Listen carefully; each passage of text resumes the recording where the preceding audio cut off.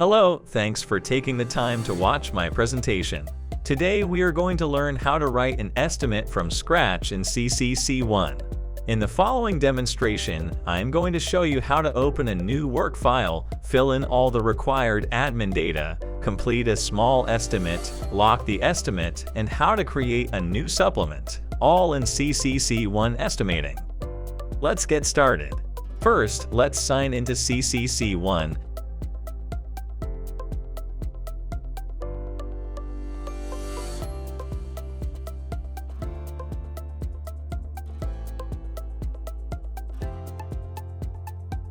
Once you are signed in, navigate to the upper left portion of CCC One. Here you will see the hamburger icon. Directly next to the hamburger icon, you will click on New. Once you view the drop-down, select and click on Work File. This will open up a new work file for you to start entering in the administrative data for the customer, customer's vehicle, and customer's insurance company. We will want to start by entering in the customer's first and last name in the appropriate boxes.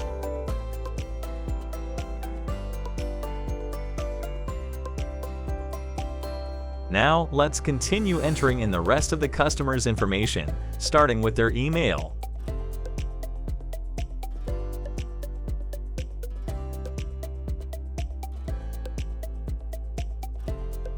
Next, we will enter in their home address.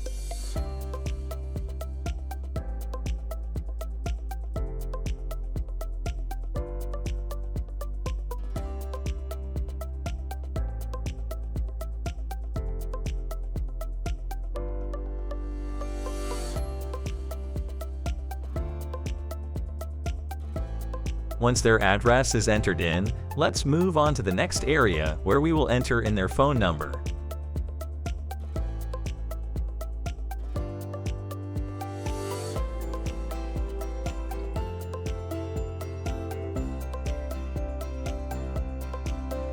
Next, you can select the customer's preferred contact method here. You may want to note, if you select text message, you will get a prompt asking to confirm the customer has provided consent to receive information via text message. Now that we are satisfied with the information we have entered in the Customer Contacts tab, we can move on to the next tab. The next tab we will want to input our information will be the Insurance tab. This tab is found directly to the right of the Contacts tab here. Once selected, this is where you will enter in the customer's insurance information. You will likely want to fill in their insurance company, claim number, deductible, and date of loss if you have that information. You will want to keep in mind that if you have an insurance assignment you are working with, this information should already be entered in for you. However, it doesn't hurt to double-check anyways.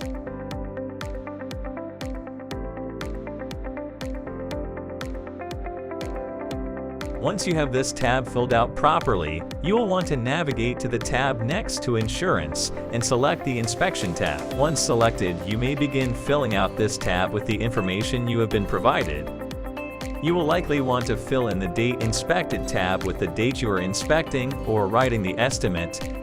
A quick way to fill in today's date is to press the letter T on your keyboard. Next, select the drop-down and select Site Type. Generally, this will always be Repair Facility. Once you have entered in the desired information, you can move on to the next tab. Generally, I skip over the Rental tab and click on the Vehicle tab. Keep in mind, once you are finished with your estimate, you may want to come back to this tab and enter in the Days to Repair in the Days to Repair section directly across from the Date Inspected section. Next, you will want to navigate to the Vehicle tab. Now that you have selected the Vehicle tab, you will want to begin by filling in all the information for the vehicle you are writing an estimate for. You will start with the vehicle's VIN number. Once the VIN number is entered correctly, the system will automatically decode the VIN. After the system decodes the VIN, it may give you some models or packages to select. To ensure you are selecting the correct one, attempt to identify what model or package the vehicle has prior to entering in any information. Generally, I take a photo of the rear portion of the vehicle. This will sometimes have a badge or nameplate for the model or package. Now that you have entered in the correct VIN, the system has decoded the VIN and you have selected the correct model or package, you can move on to the next box. Generally, the next box I fill out is the mileage in box. Nearly every insurance carrier will want to have the current mileage on the estimate. This is also good to enter in, so you have solid documentation of what the mileage was when the estimate was written, as some customers may be deceitful and claim that you have put additional mileage on their vehicle. Now that the current mileage is filled out, you can also enter in the vehicle's fuel level. I generally only enter this in when the vehicle is in the shop for repairs as backup documentation for your vehicle check-in sheet. You will also want to enter in the vehicle's production date from the VIN sticker. This can help with identifying parts later on. Sometimes a vehicle will have a mid-year change and will have two different parts to choose from depending on the production date of the vehicle. The next few boxes you will want to fill out are the following, starting with the vehicle's exterior color and going downwards in a straight line. You will want to utilize the boxes that make sense to you. I generally do not enter in the interior color, but will add the paint code. I skip over the trim code box and enter in the vehicle's license plate with state and expiration.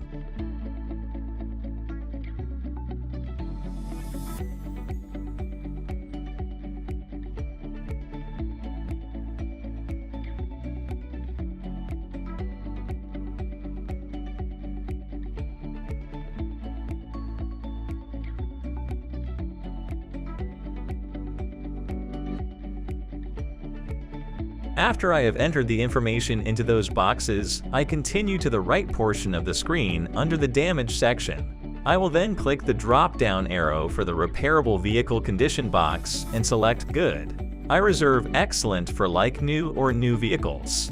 I only ever downgrade beyond Good if the vehicle absolutely warrants it. Next, click on the drop-down for Primary Point of Impact. Here you will select where the vehicle has damage. Note that if the vehicle has damage down the side, you can select the side that has damage. However, if you do select the radial buttons to the right, number 9 and 3 will say right or left T-bone. Sometimes customers will be confused with the terminology, so you may want to do your best to review and explain the estimate contents to them once your estimate is fully prepared. When there are multiple areas of impact, I generally select the area that has the majority of damage as the primary and will put another area of damage in the secondary field. Once you have entered in the point of impact, you will want to click on one of the two radial dials for drivable or not drivable. By default, the unknown radial dial is selected, but this may cause an issue down the road when you are trying to lock your estimate, as some insurance companies do not allow you to lock the estimate without selecting drivable or not drivable. Next, you will want to fill in some impact notes. Generally, I try to give as much detail in short form as possible. For example, if the vehicle has been rear-ended, I will enter in something like the following: rear bumper, left bedside, left tail lamp. The final box in this tab is the prior damage note. If the vehicle is average condition, I generally will write none seen. If the vehicle has significant damage that is not loss-related, you can put a note describing the unrelated prior damage. You might want to keep in mind that the insurance company may request an unrelated prior damage estimate if you have information in this tab. I try to keep a simple thought in mind when considering unrelated prior damage. Is it just a simple scratch? Or is it enough damage that you would file an insurance claim to have it repaired? If the answer is yes, add notes describing it. If the answer is no, just note none seen. Now that we have all the vehicle information entered in, we can now move on to the next tab. I generally will skip over the Estimate tab. We will come back to that tab soon enough. I like to double check my rates and ensure they are correct. You will then click on the Rates tab and go down the list to ensure they are correct. Now that I have confirmed my rates are correct, you can go back to the Estimate tab. This tab is where the bread and butter come in. We will begin by checking a few things to ensure our estimate is laid out correctly. The very first thing I check on this tab is under the Estimate Properties tab. I like to ensure that the estimate sequence is set to front to back. I have my shop's profile set up to automatically do this on every new estimate I create. If your shop's profile is not set up this way, you can click on the drop-down and set the sequence as you please. I can show you how to set up the shop profile in a later tutorial. Now that we have the estimate sequence selected, you can click on the highlighted OK button. I find setting the sequence to front to back generally makes the estimate easier to read and understand for the customers. The vehicle I am looking at has rear end damage. To start, we would want to find the rear bumper section at the bottom portion of the work file. This is already selected and highlighted in our situation because we set the vehicle's damage to rear end. If for some reason yours is not already under the rear bumper section, you can go ahead and double-click on the rear bumper section.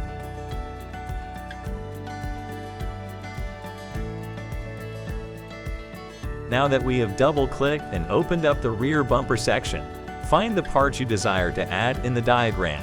There are a couple ways you can do this. Most of the time I prefer to click on the number that is attached to the part on the diagram. For example, I will click on the number 1 and it will highlight the part for me. Now that the part is highlighted, you need to identify if the part is repairable or if it requires replacement. We will pretend that the bumper is repairable in this case. I will then right-click on the highlighted part and select Repair.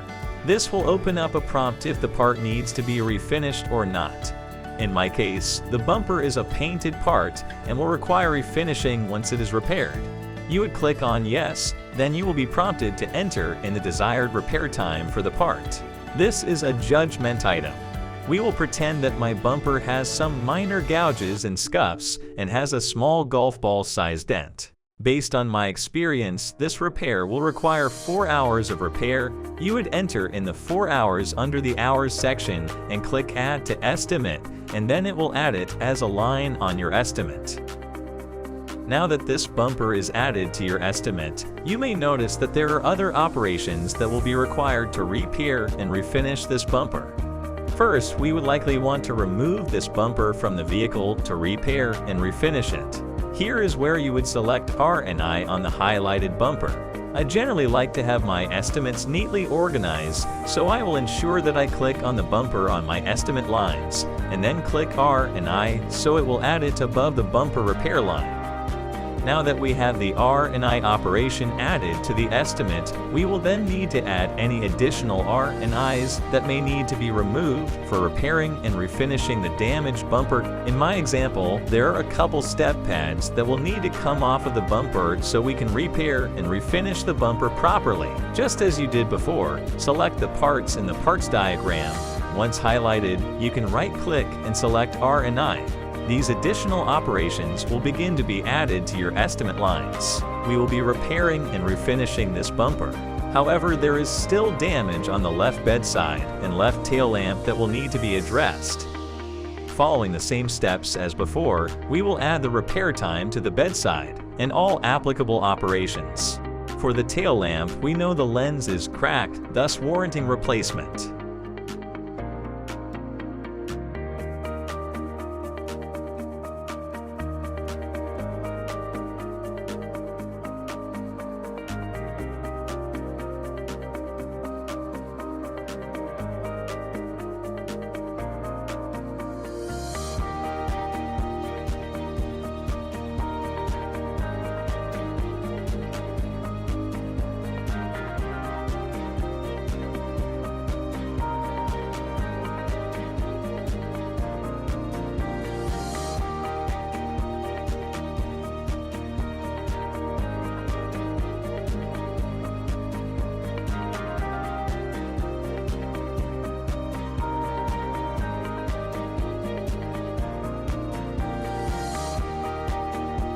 Now that we have the damaged parts added to the estimate, including repair time, refinish time, and all applicable R&Is, we will want to add any additional operations that will be required to complete this repair. This is where having your shop's profile set up with correct parts codes for operations that are frequently completed comes in handy. I will go through and select my pre-made parts codes to add for the operations that we will be completing. For this part of the estimate, we will want to only add for operations that will be done throughout the repair process. You want to be sure to never add something to the estimate for the sake of adding it, as that is insurance fraud. Knowing what goes into a repair will take time and experience to learn. However, there are very helpful tools such as the H-notes or head notes. You can also check the motor guide and race guide for what operations are included, and more importantly, what operations are not included.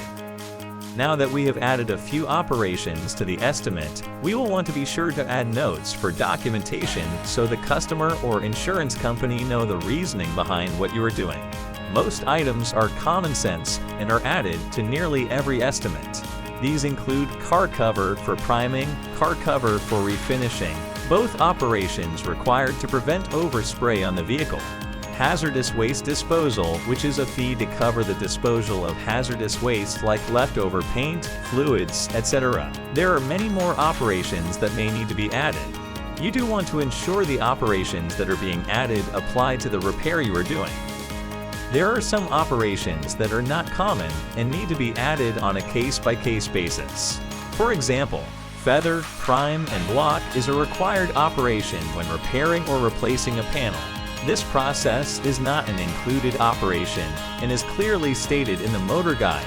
Generally, the technician is completing this process on every repair and is missing out on the additional labor hours for doing so.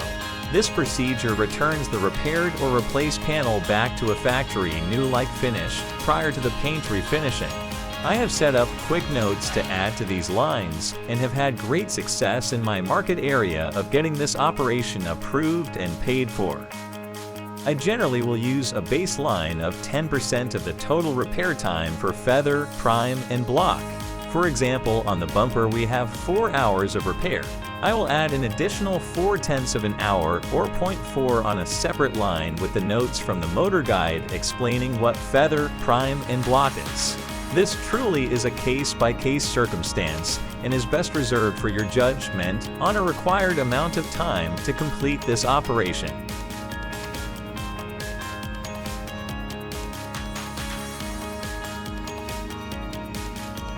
Once we have completed adding all the additional required operations to the estimate, we will want to run an advisor report. The advisor report will generally give you a score and suggestions of what may be missing of your estimate based on how your profile is set up. This step can be overlooked as it is generally more geared towards the insurance company for reviewing estimates. Now that we have ran the advisor report, we can wrap up our estimate. We will want to calculate the total hours on the repair and go back to the inspection tab to enter in the days to repair. Generally, the insurance company is looking for 4 hours a day on repairs and will use a formula of labor hours divided by 4 to come up with the days to repair. In our case, our total labor time is 16.9 body hours plus 10 refinish hours plus 1.0 mechanical hours equaling 27.9 total hours. Dividing the 27.9 total hours by 4 hours gives us 6.975 days to repair. I would generally round up or round down. In my case, I will round up to 7 days to repair. I also like to add 3 days on top of that for parts delays. Adding the 3 days to the already 7 days puts the total days to repair to 10. You will then put in 10 on the days to repair box. Now that we have completed this portion, we can now lock the estimate. To lock the estimate, we will need to navigate back to the Estimate tab and click on the Lock Estimate button on the upper portion of CCC. Once clicked, this will prompt a pop-up asking if you would like to review the advisor guidelines. Generally, I click No as I have already reviewed them. This will then lock the estimate. If your estimate is on assignment from an insurance company, this will upload the estimate to the insurance company for review. Now that the estimate is locked, once approved by the insurance company, we can then have the job scheduled in for repairs. Something we always want to keep in mind and be upfront and honest with the customers when completing an estimate is that what we did complete is just that, an estimate. There will likely be hidden damage or parts that break during disassembly.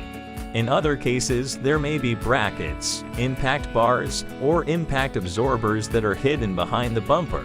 As much as we want to be thorough and add these items to the estimate up front, we just can't, as we are not certain they are damaged and could be potentially committing insurance fraud. This is the part where creating a supplement comes in. To create a supplement, we will want to navigate to the upper portion of the work file, the same location where we locked the preliminary estimate. Here you will find a button that says Create Supplement. You will want to click on this button, create a supplement, and add any additional parts that were damaged or missed on the initial estimate. In my case, we will pretend that the mud guard was damaged during removal. I will then remove the initial mud guard line and add it as a replacement to the estimate using the same steps I used originally to add the initial parts to my preliminary estimate.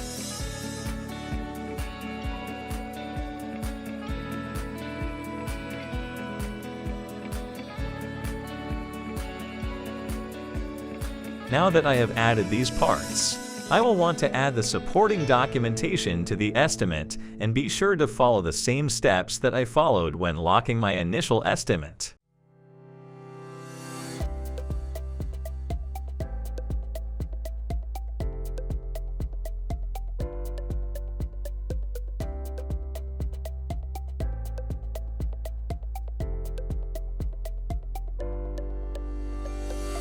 Now we have successfully uploaded our supplement to the insurance company and will await their review and approval. Once approved, you can then order the parts and continue with the repairs. Thanks for taking the time to view my presentation. I will be completing a few other tutorials on CCC One. Some of the future tutorials will include how to merge estimates with an insurance assignment, how to navigate the motor and race guides, how to check H notes or head notes, and many more. If you have any questions or comments, be sure to ask away below. Thanks again and have a wonderful day.